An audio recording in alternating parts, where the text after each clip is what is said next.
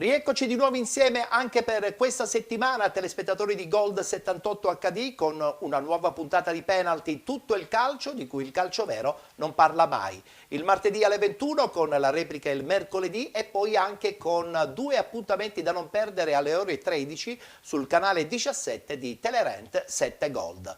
In questa prima parte si parlerà del campionato di eccellenza.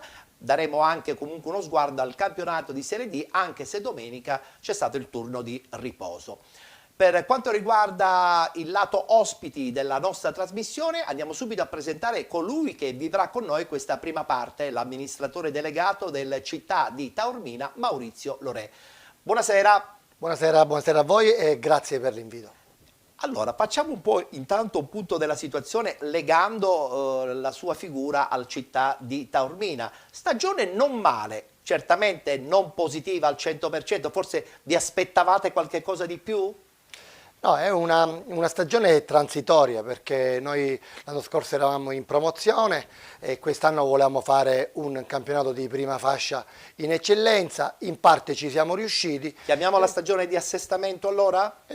Stagione di assestamento probabilmente è la parola giusta, e per riuscire a capire realmente il peso specifico di un campionato di eccellenza e poter guardare con ottimismo anche eventualmente il prossimo anno e programmarlo meglio. Anche perché chiaramente poi bisogna parlare di programmazione, voi insomma è un po' il vostro fiore all'occhiello l'idea di un'organizzazione societaria, perché è quella che aiuta poi a pilotare il successo di una società. Sì, io da quando faccio calcio la mia priorità è la programmazione, mi occupo tendenzialmente di tutto ciò che avviene fuori dal campo e quindi la programmazione è il mio forte. Sì, siamo da 2 anni, il mio management è all'interno del Città di Taormina, abbiamo ottenuto una promozione l'anno scorso, anche se non sul campo, ottenuta attraverso il ripescaggio. Sì, però eravamo, quando si è conclusa causa Covid, sì, eravamo assolutamente in alto in classifica. In testa alla classifica, quindi l'obiettivo era chiaro. Abbiamo iniziato questo campionato, la società è una società virtuosa, ha strutturato per bene dalla prima squadra a scendere in maniera perfetta e ben programmata tutti i vari campionati anche a livello giovanile e di scuola calcio. E tra poco parleremo anche del settore giovanile che è veramente un fiore all'occhiello. E di scuola calcio, quindi quest'anno è stato un campionato di assestamento in attesa di poter il prossimo anno poter programmare un campionato ancora più importante. Certo, ci sono dei punti interrogativi che magari ne parleremo a breve. Assolutamente, anche perché la figura di Maurizio Lorè è abbinata facilmente anche al miracolo Città di Messina, che un paio di anni fa insomma diede una svolta anche alla Città di Messina, passando addirittura a vincere un campionato di eccellenza e vivere 2 stagioni in Serie D, che non sono facili.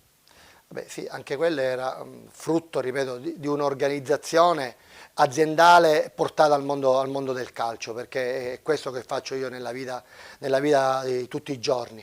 Poi chiaramente è fondamentale il lavoro di squadra, il lavoro a cascata di tutti gli uomini messi al punto giusto e che lavorano per competenze.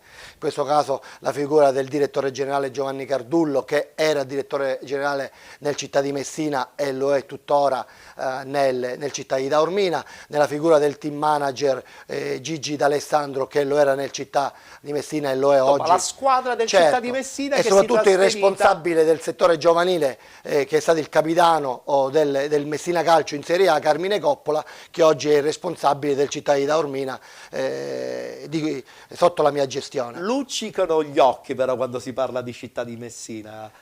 Sì, perché abbiamo lasciato un ottimo ricordo, ho preso una società in promozione e in 3 anni l'ho portata in D, abbiamo valorizzato tanti giovani sul territorio, abbiamo dato un ragazzo, Davide Dama, l'abbiamo ceduto al Bologna, quindi ha potuto toccare il calcio professionistico, abbiamo diversi ragazzi che oggi giocano in Serie D e in eccellenza, ragazzi di prima fascia, sì. Diciamo abbiamo fatto qualcosa di importante, abbiamo lavorato bene tutti per Messina e per il godimento personale. Condivido. E allora a questo punto partiamo subito con il campionato di Serie D.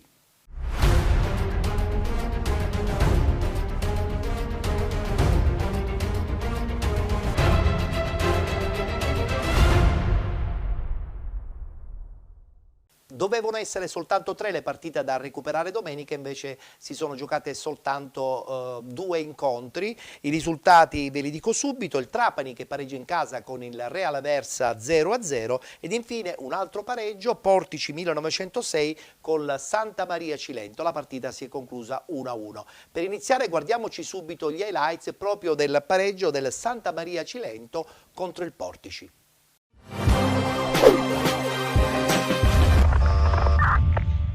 Buon pomeriggio dallo stadio San Ciro di Portici al recupero della 18ª giornata tra Portici e Santa Maria. Si comincia con il primo pallone toccato dai padroni di casa. Calcio d'angolo. Sfera allontanata. Maio carica. Conclusione alta. Dalla parte opposta il Portici ci prova. Fuori misura. Il colpo di testa. Santa Maria. Kunzi per Koulibaly. Ancora il numero 21. Può girarsi, non è marcato. Vede Maggio, lo trova, colpo di testa, para, estremo difensore. Ancora Santa Maria, attenzione a Maio, la conclusione, grande opportunità. Kunzi, l'inserimento di Cognos, atterrato al limite, attenzione perché c'è calcio di punizione e anche il giallo in arrivo per un calciatore del Portici. Parte Maio, pallone ancora, fuori di pochissimo. Attacca il Portici, tiro cross, taglia tutta l'area di rigore, nulla di fatto. Ancora la formazione di casa che si distende sulla destra. Adesso per le vie centrali il pallone arriva sui piedi di Filogamo. La conclusione, Grieco dice di no, si salva in angolo. Santa Maria con Koulibaly, centrocampista, vede Maio, il colpo di testa da buona posizione, para Zizzania. Va a lungo rilancio l'estremo difensore. L'entrata di Manfrellotti, attenzione perché arriva il secondo giallo per il numero 9, era già ammonito e dunque Portici in inferiorità numerica. Silvestre carica, Grieco ancora una volta gli nega la gioia del gol e salva il risultato. Si va allora al riposo sullo 0-0, si comincia per il secondo tempo con il primo pallone manovrato dalla Santa Maria che attaccherà da sinistra verso destra. Portici adesso al limite dell'area, fallo di Todisco, punizione per la squadra di casa. Calcio di punizione, Silvestre, il vantaggio della Portici, salta tutto solo, poi Maggio, sfera alta, questo calcio di punizione. Ancora Santa Maria, carica Todisco, mira imprecisa. I cilentani che nella finale cercano il tutto per tutto, pallone dentro per Tandara, attenzione a Calvanesi, anche lui già ammonito, calcio di punizione e il Portici resterà in 9 uomini in questo finale perché arriva il doppio giallo anche per il 24. Parte Gabbionetta e arriva l'1-1, la pennellata del numero 45 che regala il pareggio al Santa Maria a pochi minuti dalla fine. Il calcio di punizione del calciatore brasiliano alle spalle di Zizzania e arriva adesso il triplice fischio del direttore di gara. Finisce 1-1 al San Ciro. Sì, abbiamo fatto un buon primo tempo, soprattutto la fase di palleggio, avevamo secondo me il pallino della gara in mano, anche se ci hanno creato, con due ripartenze hanno creato 2 occasioni da gol, però penso e ricordo nient'altro. Secondo tempo sicuramente ci aspettavamo di comandare la gara, però purtroppo abbiamo subito quel gol da calcio piazzato che ci ha complicato un po' le cose, perché loro poi erano messi bene in campo, chiusi. E purtroppo quando stai in un periodo dove non sei lucido mentalmente, fai le cose magari con più frenesia, sei sotto di un gol e quindi magari non giochi un calcio pulito e spettacolare. Per fortuna l'abbiamo messa sul pareggio e niente, ci teniamo questo punto che comunque muove la classifica, visto che oggi giocavamo poche squadre. Io non mi nascondo, ma credo nessuno della squadra può nascondersi, che a un certo punto del campionato guardavamo l'altra parte della classifica, sicuramente non ci guardavamo dietro. Quindi siamo molto molto rammaricati per questo periodo che purtroppo non riusciamo ad uscirne. E niente, però ci proveremo fino alla fine a chiudere degnamente questo campionato, a dare soddisfazioni alla società e alla gente di Santa Maria.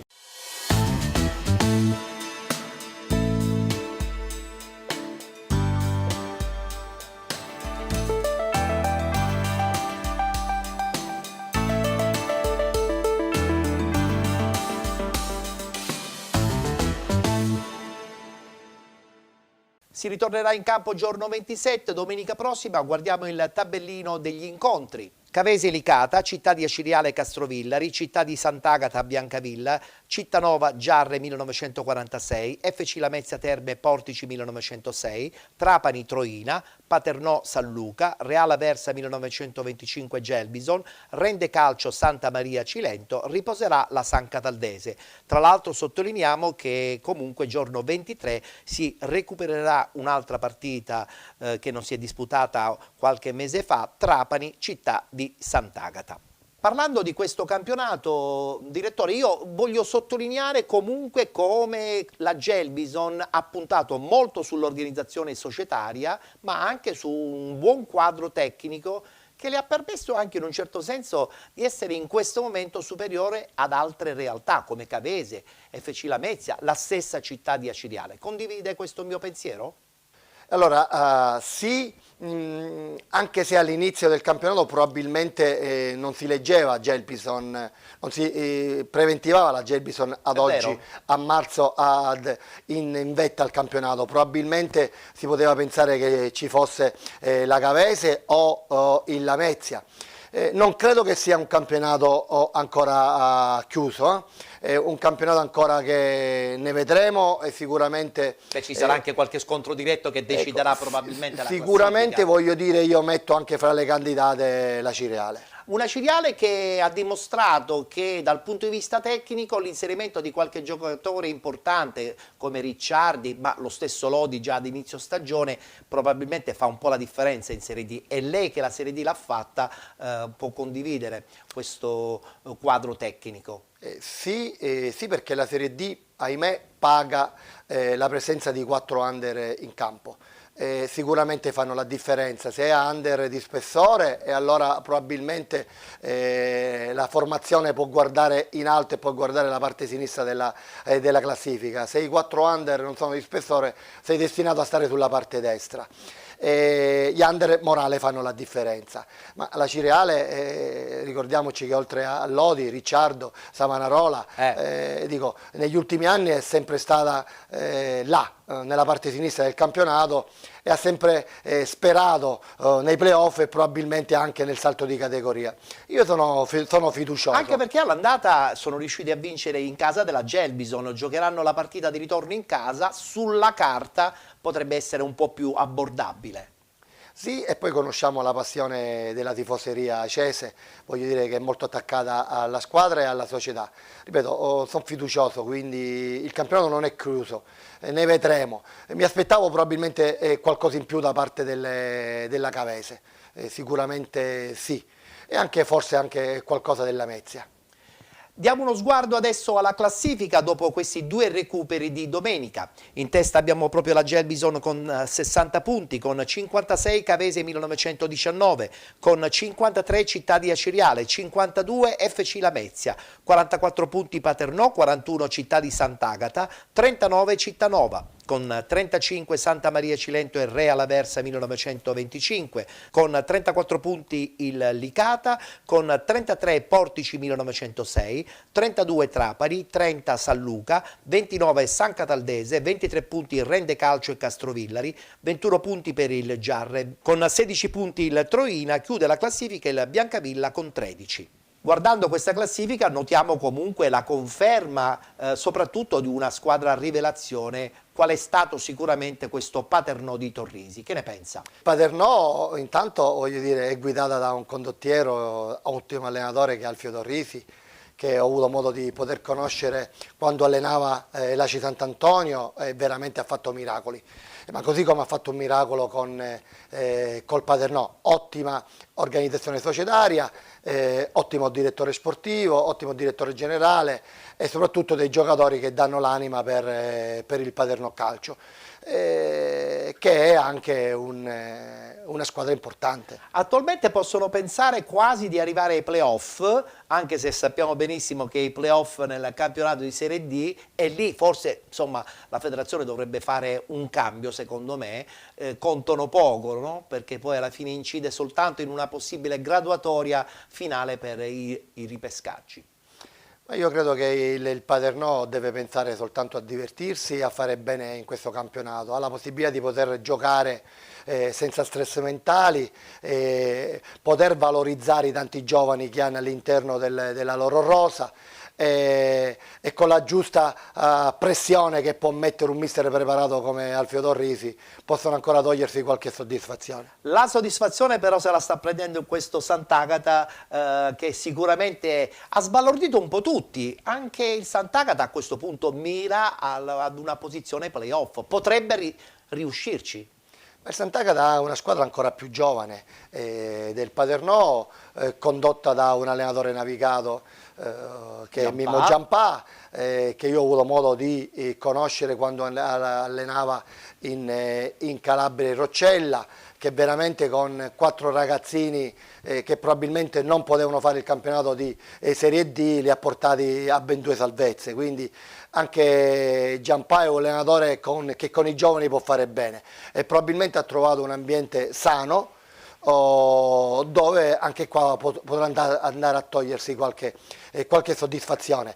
In Serie D andare a fare 42 punti ed essere là sopra, andare a superare le squadre campane e andare a giocare nei campi campani, posso dirvi io che l'ho affrontato, è veramente difficile. Condivido questa cosa. Tra l'altro all'interno di questo girone abbiamo anche tantissime realtà importanti siciliane. Sta soffrendo un pochettino in questo momento il Giarre, ma con buone possibilità di tirarsi fuori, quantomeno cercare di trovare una posizione più che ottimale nella griglia play-out.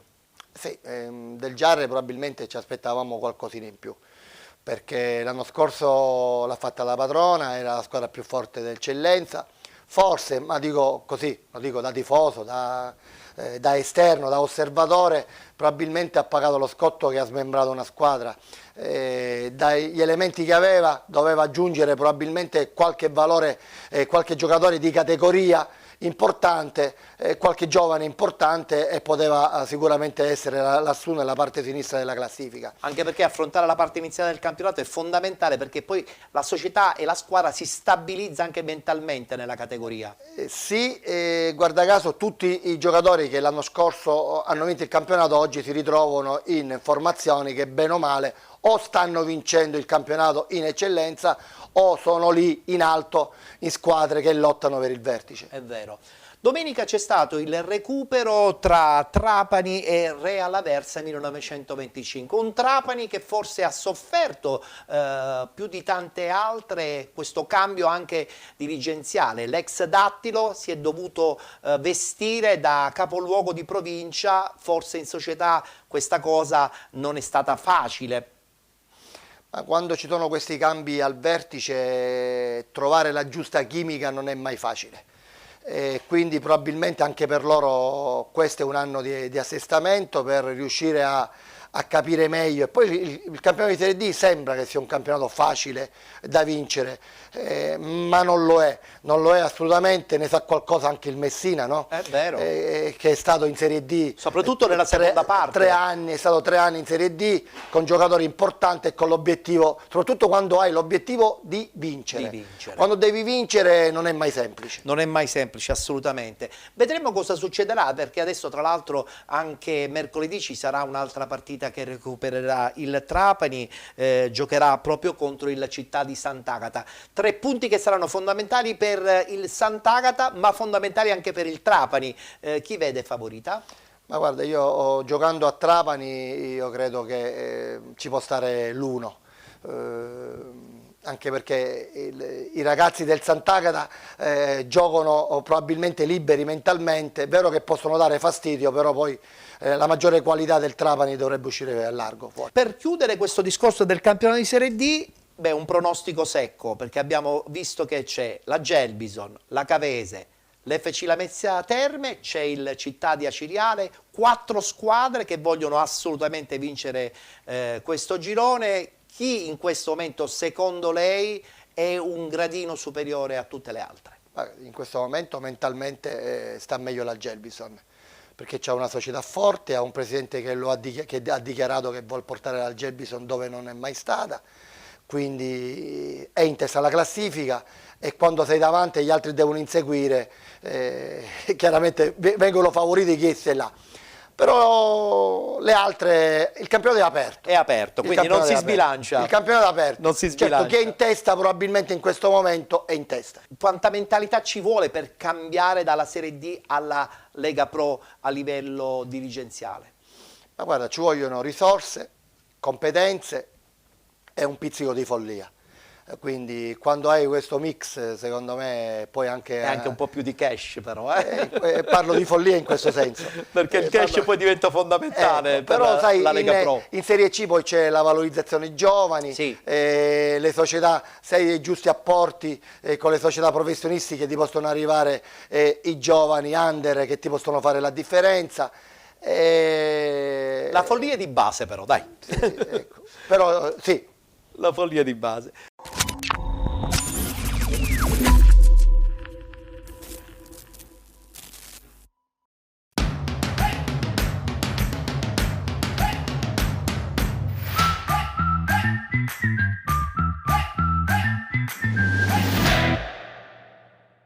Decima giornata di ritorno, guardiamo il tabellino degli incontri che si sono disputati domenica. Canicattì batte Parmonval 2-1. Akragas 2018 batte Don Carlo Misilmeri 1-0, rinviata Dolce Onorio Marsala, Mazzara Calcio. Enna Calcio batte Cuspalermo 1-0, rinviata per Covid Nisse FC Casteltermini, vittoria dell'Oratorio San Cile e San Giorgio 3-1 contro il Monreale. Mazzarese.2 Profavara 0-0, Unitas Sciacca batte Castellammare 2-1. Con questa vittoria il Canicattì a questo punto ha più di un piede in Serie D. Guardiamo comunque la classifica dove troviamo appunto il Canicattì in testa con 60 punti, con 53 Akragas 2018, con 47 Don Carlo Misilmeri, con 45 il Profavara, con 43 Enna Calcio, 41 punti Mazzarese.2, 39 Unitas Sciacca, con 37 Oratorio San Cile e San Giorgio e Nissa FC. 34 Parmonval e Castellammare, 29 punti Mazzara Calcio, con 12 Casteltermini e Monreale, 11 punti Dolce Onorio Marsala, chiude la classifica il Cuspalermo con 8 punti. Vi ricordiamo che la Nissa FC deve recuperare 2 partite, una partita da recuperare invece per Canicattì, Mazzarese.2, Mazzara Calcio, Casteltermini, Monreale e Dolce Onorio Marsala. Ritorneranno in campo tutti mercoledì prossimo, eccolo qua il tabellino degli incontri. Cuspalermo Unitas Sciacca, Canicattì Akragas 2018, Castellammare Nissa FC, Casteltermini Oratorio San Cile e San Giorgio, Don Carlo Misilmeri Enna Calcio, Monreale Dolce Onorio Marsala, Profavara Mazzara Calcio ed infine Mazzarese.2 Parmonval. Beh, dobbiamo partire assolutamente da questo Canicattì. Cosa dobbiamo aggiungere in più, direttore? Ma credo che ci sia poco da aggiungere, perché è stato un campionato che è partito in vetta ed è oggi a 7 punti di vantaggio a qualche giornata dal termine, quindi credo che abbia una rosa importante, ha fatto il suo dovere. Probabilmente sono venute a mancare le altre formazioni. Nel momento anche clou della stagione. Mi sarei aspettato molto di più sia dall'Enna sia dalla Nissa, e anche qualcosina in più dall'Agragas, visti praticamente per come si erano esposti a inizio di stagione. Quindi a questo punto la Don Carlo Misilmeri diventa l'assoluta rivelazione, perché ha lottato e sta lottando ancora per quantomeno guadagnare questa seconda posizione importante per i playoff. E certo, dico, ha un minor blasone rispetto ad Agrigento, Certo. Enna e Nissa, è sicuramente la rivelazione del torneo, ma io ripeto, mi sarei aspettato molto di più sia dalla Nissa che dall'Enna. Un Canicattì che è pronto secondo lei per la Serie D anche mentalmente e dal punto di vista societario?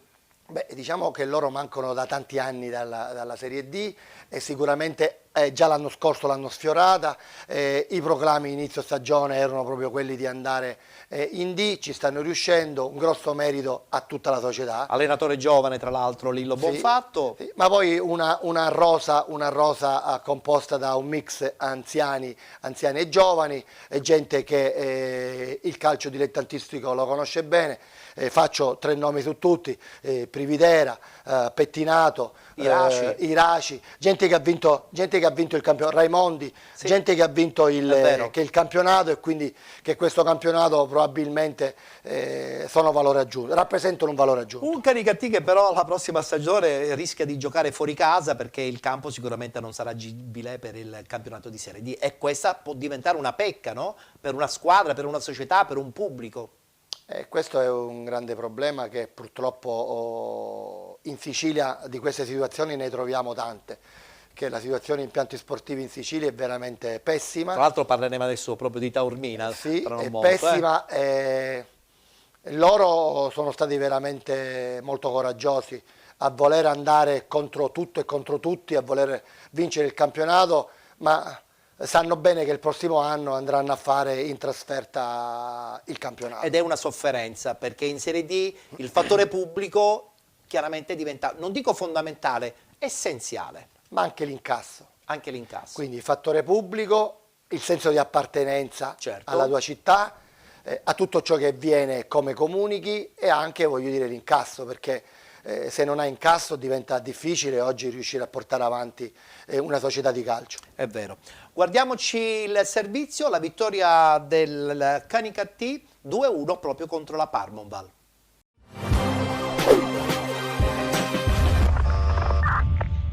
Stadio Franco Lo Monaco di Palermo, 25esima giornata del campionato di eccellenza siciliana per il girone A. La capolista Canicattì, reduce da un turno di riposo forzato nell'ultima uscita contro la Mazzarese, che verrà recuperato il prossimo 30 marzo, rende visita alla Parmonval. Passiamo al film di questa sfida grazie alle immagini che ci giungono da Mario Carpinteri. Al secondo subito Catti pericoloso con Gueye che si mette in proprio sull'out mancino, tiro cross sul quale non arriva per questione di centimetri Prezzabile. All'8º matura il vantaggio biancorosso con Gueye che approfitta del misunderstanding della retroguardia palermitana e deposita in rete per l'immediato vantaggio del Catti.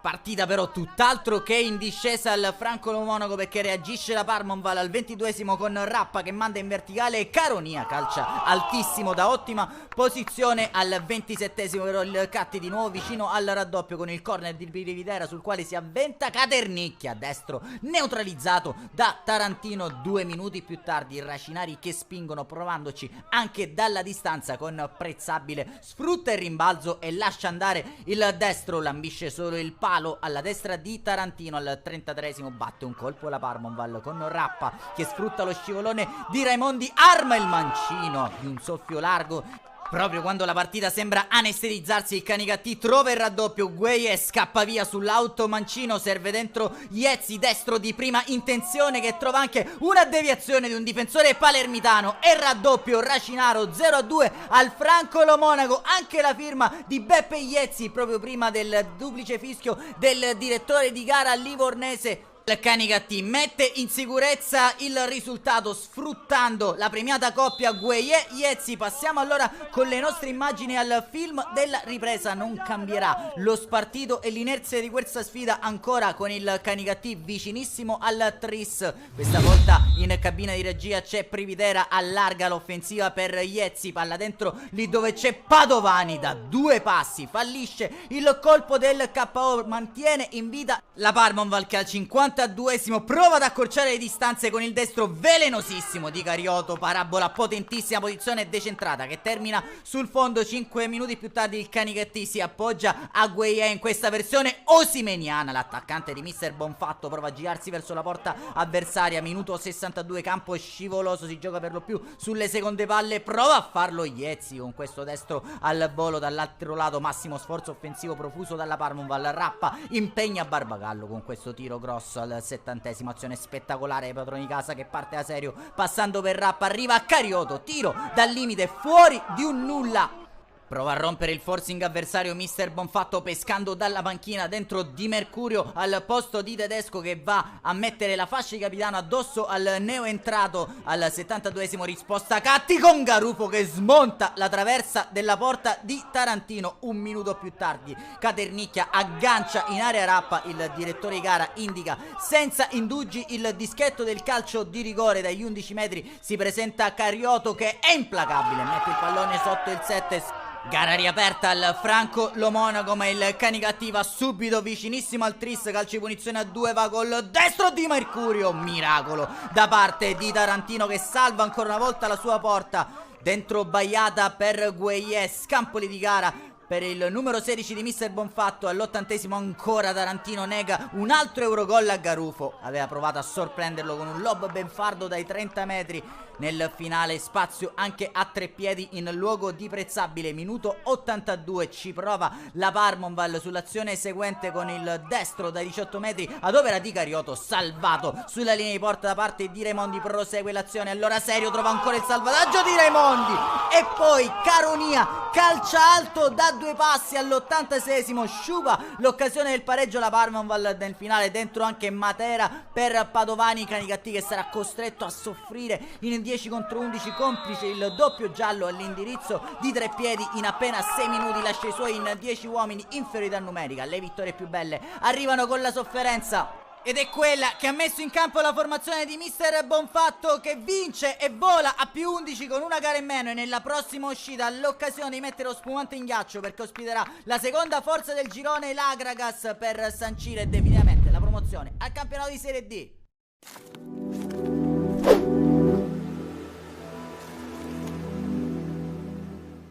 Avremmo preferito fare almeno un punto, anche perché penso che l'avremmo meritato.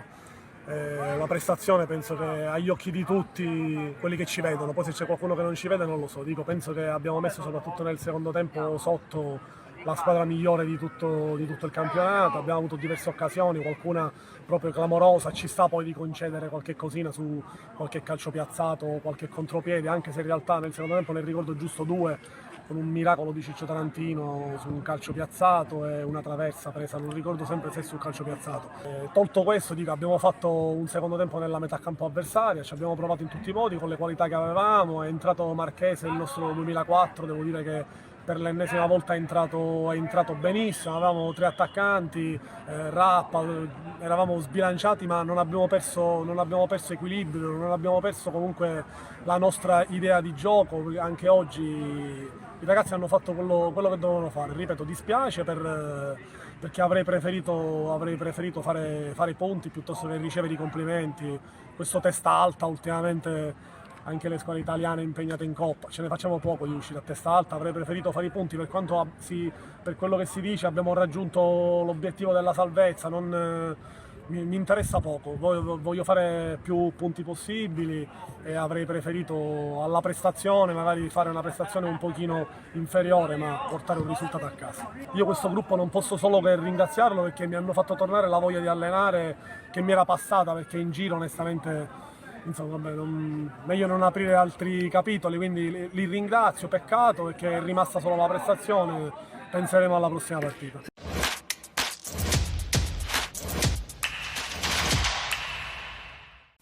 Domenica si è giocato uno scontro diretto, Akragas contro la Don Carlo Missilmeri, è finita 1-0 per la squadra di Terranova, tenendo presente tra l'altro che proprio domani ci sarà questo ennesimo scontro al vertice tra l'Akragas e il Canicattì. Ma tornando a parlare della partita di domenica, c'è la conferma che comunque quando arriva un allenatore indubbiamente c'è un cambiamento. L'arrivo di Terranova ha permesso questa striscia continua importante per catapultare a questo punto anche con, credo, abbastanza merito, l'Akragas al secondo posto, quindi in una posizione ottimale per i playoff. Sì, però c'è stato anche un cambio non solo di allenatore ma anche di giocatori. Perché, questo è anche vero. Perché sono andati via alcuni elementi importanti, ne sono arrivati altrettanto importanti che probabilmente hanno fatto maggior gruppo all'interno dello spogliatoio. Vedi, uno su tutti ogni settimana segna, come domenica ha segnato Pavic, che segna sempre, oramai diventa inarrestabile. La serenità fa tanto. Sì. C'è stato anche un cambio societario, se non ricordo male, ad Agrigento. Seguo poco il campionato di Serie A, però del girone A. Però è andata via la presidentessa. Ecco, credo Giordano. che ci sia stato quindi cambio di allenatore, cambio in società e anche cambio di giocatori, dopodiché l'ambiente si è ricompattato e là arrivano i risultati. Grazie comunque a Terranova che comunque si è trovato in mano una società ma soprattutto una squadra con quella voglia di non mollare, di rimettersi in gioco, e ce l'hanno fatta, perché poi non è mai facile recuperare in eccellenza. No, ma Agrigento rappresenta una piazza importante, è vero. Dire, il calcio importante lo hanno visto, quindi sfido chiunque a voler giocare ad Agrigento, quindi ancora il campionato, dico, è terminato per il primo posto, ma i playoff potrebbero anche portarti in Serie D. Insomma, i giochi sono fatti in questo girone A del campionato di eccellenza, aspettiamo il big match di domani, potrebbe anche già brindare al successo la squadra di Lillo Bonfatto, lo sapremo chiaramente soltanto dopo mercoledì sera. Per intanto voltiamo pagina e parliamo subito del girone B, sempre del campionato di eccellenza.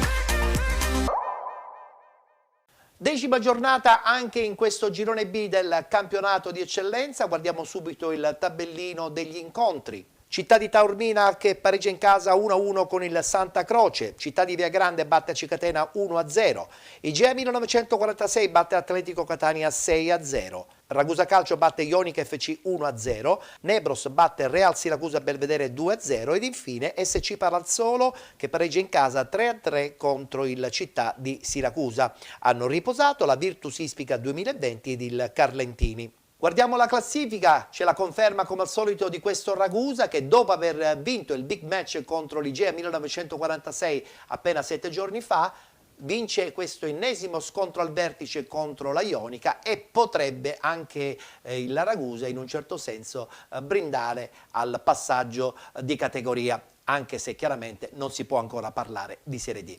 Guardiamo la classifica. In testa il Ragusa di Raciti con 57 punti, con 54 l'Igea 1946, con 53 la Ionica, con 39 Nebros, 36 Carlentini, 33 punti per il Città di Taormina ed il Città di Siracusa, 24 SC Palazzolo, 22 Real Siracusa Belvedere, 22 anche per la Virtus Ispica 2020, 19 la Cicatena, con 15 Santa Croce e Città di Viagrande, ultimo in classifica l'Atletico con 0 punti. Si ritorna in campo domani, guardiamo subito il tabellino degli incontri che si disputeranno. Carlentini Ragusa Calcio, Città di Siracusa Virtus Ispica 2020, Città di Viagrande Real Siracusa Belvedere, SC Palazzolo Acicatena, Mentre invece le partite Nebros, Città di Taormina, Ionica ed Atletico Catania che si giocheranno giovedì riposeranno Santa Croce ed Igea 1946. Prima di parlare del Città di Taormina, prima di parlare ampiamente del Città di Taormina, parliamo chiaramente di questo Ragusa che a questo punto, vincendo anche questo ennesimo scontro al vertice, probabilmente per Raciti possiamo dire che i giochi sembrerebbero fatti, il passaggio in Serie D è ormai soltanto questione di qualche punto di sicurezza. Direttore. Diciamo che sicuramente ha staccato in parte il biglietto di ingresso alla Serie D. Una società che non perde gli scontri diretti al vertice. Anzi, li vince. Quindi vince, perché questo lo dice la storia. Loro nelle ultime 2 partite hanno dimostrato di essere i più forti di tutti. Hanno vinto fuori casa con l'Igea, dove in maniera netta, dove non c'è stata discussione, hanno vinto domenica con la Ionica in casa, dimostrando di essere la squadra più forte, perché secondo me la Ionica era quella che stava meglio in salute. È vero, molti addetti ai lavori confermavano questa sua tutti. Noi l'abbiamo incontrata 2 domeniche fa e stavano bene fisicamente.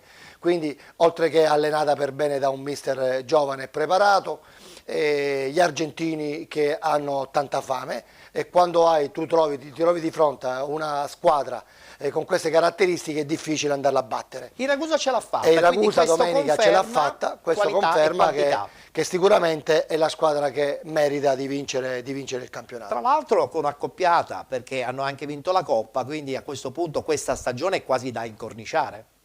Guarda, c'è poco da dire sull'organizzazione Ragusa, perché secondo me hanno un allenatore fra i più preparati dei campionati dilettantistici, oltre che hanno un direttore che Graziano Strano, dire che sicuramente il calcio lo mastica e lo conosce per bene.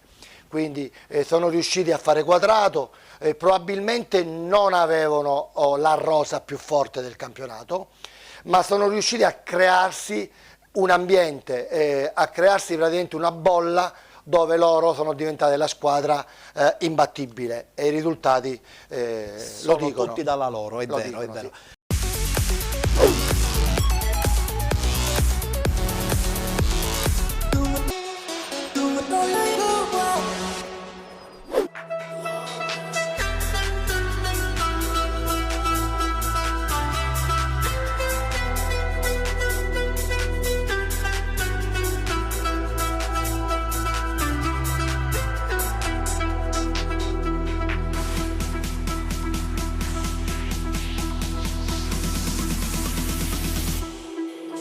L'importanza e il tipo di partita che sicuramente oggi era di scena già lo sapevamo, una gara totalmente diversa rispetto a quella di domenica scorsa a Barcellona. Ovviamente in casa giocare fuori comunque è una cosa, con un'altra squadra, giocare in casa con una squadra come lo Ionica, che comunque hanno tantissima qualità, buone ripartenze, dovevi stare sicuramente più attento rispetto a domenica. Quindi una gara diversa, come hai detto tu, una battaglia sportiva, ma questo lo sapevamo e siamo pronti, siamo stati sempre pronti ad affrontare battaglie in campo, quindi su questo non c'era dubbio di magari di sbagliare questo atteggiamento. Credo che l'atteggiamento tutto sommato è stato giusto, la partita è stata la vittoria meritata, quindi ci godiamo questi 3 punti importantissimi per la nostra classifica e per staccare pure loro, quindi va bene così, dai.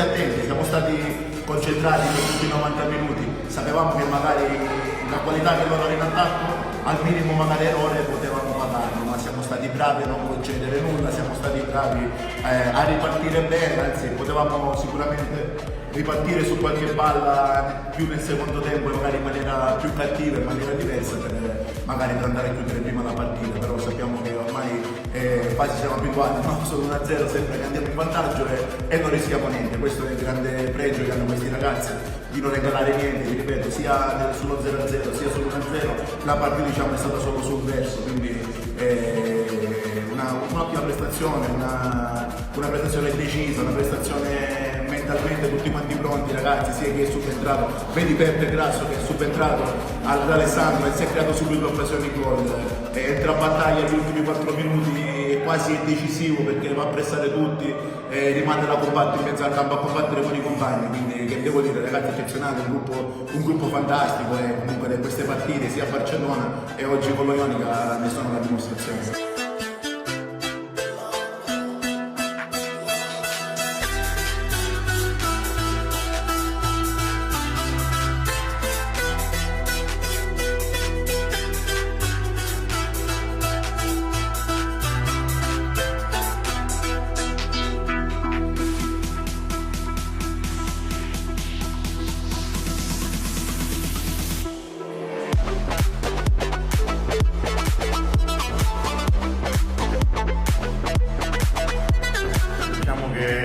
Rispecchia la loro classifica in toto, una squadra messa bene in campo, però che ha trovato qualcosa di insormontabile su ogni palla.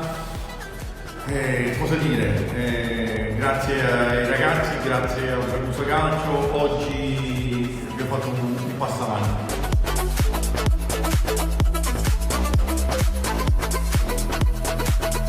Altre 5 battaglie, ma credo che lo spirito è quello giusto. Ne abbiamo affrontate 2 importantissime con delle squadre veramente attrezzate per poter vincere il campionato e naturalmente andiamo con rispetto a fare le ultime 5 partite nella forza e nella convinzione che possiamo raggiungere ciò che ci siamo prefissi, perché è un gruppo che merita veramente un'altra categoria.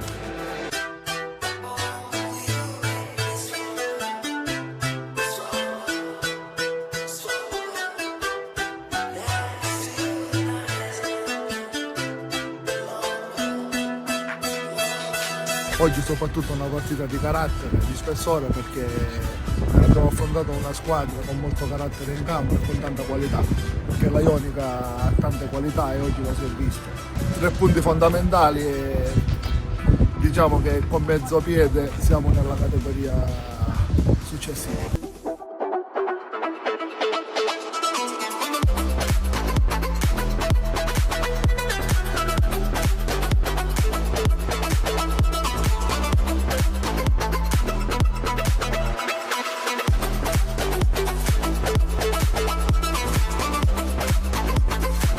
Al richiamo della dirigente della squadra posso dire che c'era stato Pietro, infatti ringrazio oltre a tutti i sostenitori che oggi sono stati presenti, ringrazio anche le scuole calcio che hanno partecipato a questa grande giornata di sport, perché alla fine anche se è una partita di calcio è una giornata di sport.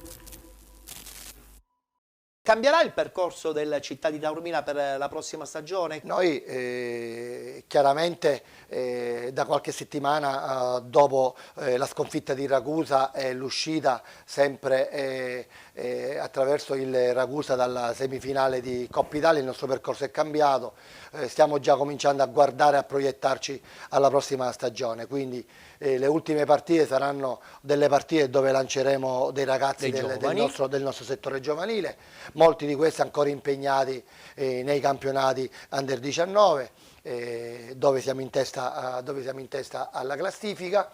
Sì, abbiamo un problema importante che in questo momento non ci permette di poter programmare il futuro e uso un termine anche forte che ci ha probabilmente anche penalizzato da dicembre in poi, perché non abbiamo potuto guardare con ottimismo il nostro futuro, perché il 30 di giugno del 2022 scade l'omologazione del Bacigalupo, già in questo momento non è omologata la tribuna, noi giochiamo a porte chiuse e dal 30 di giugno non avremo più neanche l'omologazione del terreno di gioco. E questo è un grande handicap. E questo è un grande handicap, un grosso lavoro importante, ringrazio per questo, lo sta facendo il Comune di Taormina, nella persona del sindaco Mario Bolognani e dell'assessore allo sport Andrea Carpita, ma loro non hanno fondi per poter sostenere i lavori. Allora sono riusciti a ottenere dei fondi dalla città metropolitana di Messina, a maggio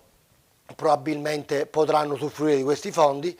Nel frattempo stanno lavorando, il Comune sta lavorando per la progettazione, quindi il 30 di giugno è vero che scadrà l'omologazione, ma si spera di poter ottenere un anno di bonus per poter fare un'altra stagione, nel frattempo poter iniziare, programmare la ristrutturazione della struttura, nel senso che aggiudicare la gara a un'impresa in modo tale che ad aprile prossimo, con la sosta da aprile ad agosto, poter effettuare i lavori e quindi poter finalmente giocare. Anche perché la struttura in sé per sé non è decadente, bisogna giustamente metterla a norma, per esempio dell'impianto elettrico, così come probabilmente anche il manto erboso sintetico che necessita un cambio. No, il problema più grosso è il manto, il tappetino, sì? Perché praticamente non è più a norma e quindi il 30 giugno scade l'omologazione. Andare a sistemare l'illuminazione semplice non è nulla di che, questo lo si può fare tranquillamente a fine stagione, così come a fine stagione abbiamo il problema della mancata omologazione della tribuna, perché bisogna aprire 2 varchi che dalla tribuna diano al campo di gioco, che per il decreto Balduzzi è obbligatorio in caso di calamità naturali, il pubblico che c'è sugli spalti deve può accedere subito in campo. E quello praticamente potremmo anche farla noi come società sportiva, perché c'è bisogno di una grossa somma, ma non una somma impossibile, per la quale si potrebbe fare. Nel frattempo abbiamo chiesto anche la possibilità della gestione a lungo termine della struttura e potremmo vedercela noi per tutti questi lavori secondari. Tra l'altro la struttura in questo momento ospita anche tutto il vostro settore giovanile nelle partite e negli allenamenti, no? Decisamente sì, il settore giovanile e tutte le partite, gli allenamenti della scuola calcio e del settore giovanile invece noi li facciamo a Messina, li facciamo al Garde Sport di Mili. Ho capito.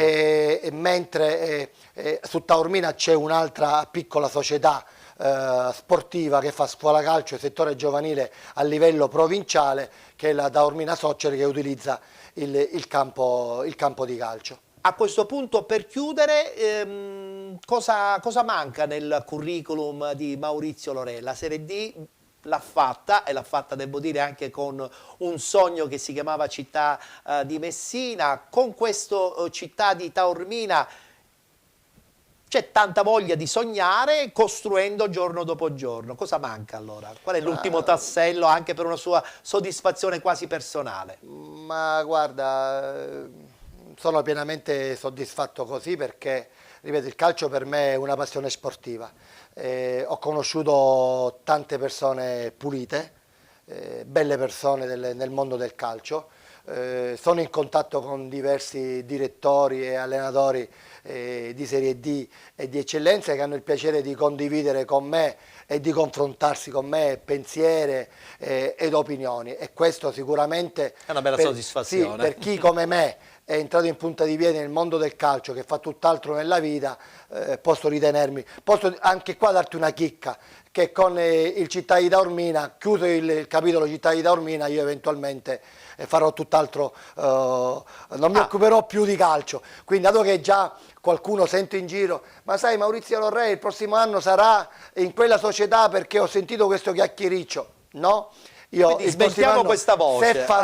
Se farò calcio, se ci sono le condizioni per poter fare calcio a Taormina e giocare, continua a Taormina e giocare al Bacigalupo e non dover spostare la squadra in altri stadi, lo farò col Taormina e per il Taormina. Se volessi giocare altrove potrei giocare col Taormina anche eventualmente a Messina, ma non è questo il mio desiderio è portare in Serie D il Taormina.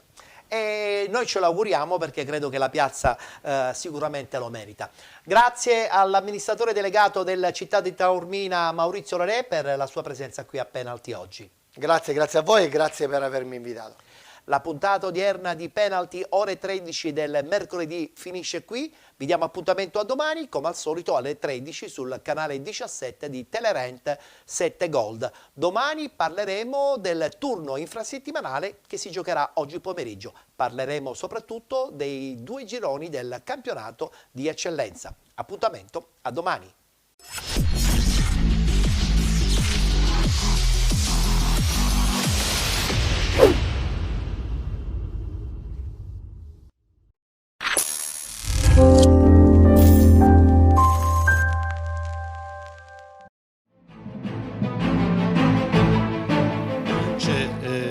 Come miglior dirigente Arialdo Giamusso della Nissan. Oh, il presidente che non ha vinto il campionato ma evidentemente ha coinvolto tutto l'ambiente.